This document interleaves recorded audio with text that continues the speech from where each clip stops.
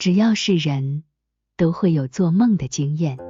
而且绝大多数的人都会经历做噩梦的恐怖情境，且噩梦的情节往往在醒来之后还历历在目，让做梦的人心情难以平复，短期之内持续处于惊魂未定的状态。为神会做噩梦，其实与这5个因素有关。做梦是人体一种正常的、必不可缺的生理和心理现象。人在入睡后，一小部分脑细胞仍在活动，这就是梦的基础。由于人在梦中以右大脑半球活动占优势，而觉醒后则以左侧大脑半球占优势，在人体24小时昼夜活动过程中，实醒与梦交替出现，可以达到神经调节和精神活动的动态平衡。因此，梦是协调人体心理世界平衡的一种方式，特别是对人的注意力、情绪和认识活动有较明显的作用。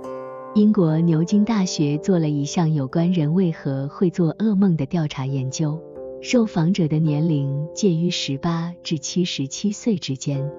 研究人员共访问了846名受访者，他们每晚的睡眠时间分为每晚睡6小时和每晚睡超过9小时两组。结果显示，每晚睡6小时的人有 45% 在受访前2个星期中至少做过一次噩梦，而每晚睡超过9小时的人则是更常做噩梦。研究人员表示，久睡会让睡眠中的快速眼动期 REM 较长，而 REM 是睡眠周期中的最后阶段，在此阶段较容易让人做梦，所以睡觉时间越长，做噩梦的几率也就越高。有多少人有噩梦问题？原因是什么呢？有多少人受到噩梦或噩梦疾患的影响？各个专家学者与不同研究之间的标准不同，无法准确评估噩梦或噩梦疾患的盛行率。噩梦是一个人人都有的经验，严重到达噩梦疾患则少见。由一些专家学者研究，我们可以一窥噩梦或噩梦疾患大概。高恰 Gauchet 研究发现，近50%的儿童曾有噩梦经验，达20%的儿童经常噩梦。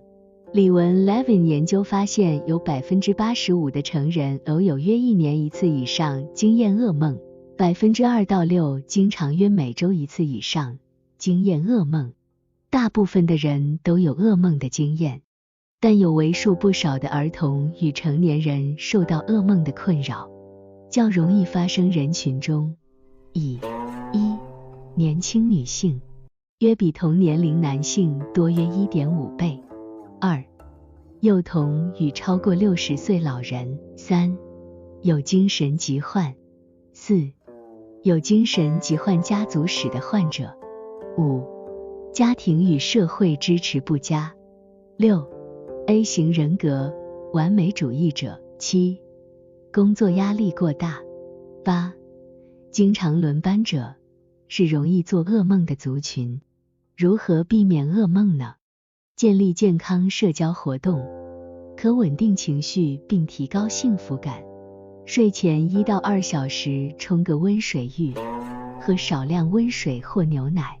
并在进寝前排空膀胱。规律运动，包括有氧运动与伸展，但睡前4个小时不要剧烈运动，可做轻柔的伸展运动。睡前避免吃油腻食物，空腹睡眠与大量食物都会影响睡眠品质，间接诱发噩梦。睡前避免酒精、咖啡因、抽烟，甚至是可乐等含咖啡因的饮料。维持睡眠与白天工作的规律，避免作息混乱，难以规律入眠。准备一个良好的睡眠的环境，包括适当的床铺寝具、适当的温度，减少噪音，减少光线刺激等。建立健康的、放松的睡眠规律，建立睡前仪式，让自己渐渐地进入睡眠的节奏中。睡前1个小时避免看电视、电脑以及手机等声光刺激。确认睡眠的床铺只用来睡觉以及亲密行为，一旦没有睡意，应离开床铺，放松身心，等有睡意再来睡觉。